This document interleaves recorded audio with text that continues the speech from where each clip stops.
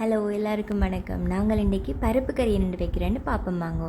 முதல் பருப்பு எடுத்து தண்ணியில் ஊற வைக்கணும். அதுக்கு பிறகு வெங்காயம், பச்சை மிளகாய், உள்ளி, கருவேப்பிலை அது எல்லாத்தையும் எடுத்து வைக்கணும். பிறகு பருப்புக்கு தேவையான முதலாம் பால் இதெல்லாம் எடுத்து வைக்கணும்.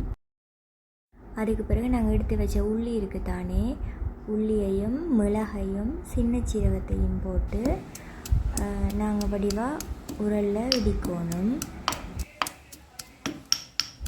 சில பேர் உள்ளி, மிளகு, சின்ன சீரகம் எல்லாத்தையும் முழுசாகவும் போடுங்கணும், அதுவும் நல்லா இருக்கும். உங்களுக்கு எது விருப்பமோ அது மாதிரி செய்யுங்க.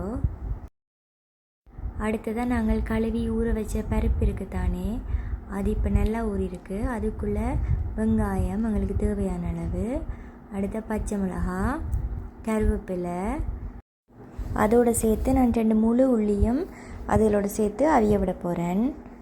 பிறகு நாங்கள் இடித்து வச்ச உள்ளி, மிளகு, சின்ன சீரகம் இருக்குது தானே, அதையும் போட்டு அதோடு சேர்த்து மஞ்சள் தூள், எங்களுக்கு தேவையான அளவு உப்பு எல்லாம் சேர்த்து ஒன்றா அவிய விட போகிறோம். இப்போ பார்த்திங்கன்னா எங்களோட பருப்பு கறி அவிஞ்சு கொண்டு வருது. பிறகு முதலாம் பாலை விட்டு எங்களோட கறியை இறக்குவோம். தேங்க்ஸ் ஃபார் வாட்சிங். மறக்காமல் இந்த சேனலை சப்ஸ்கிரைப் பண்ணுங்க.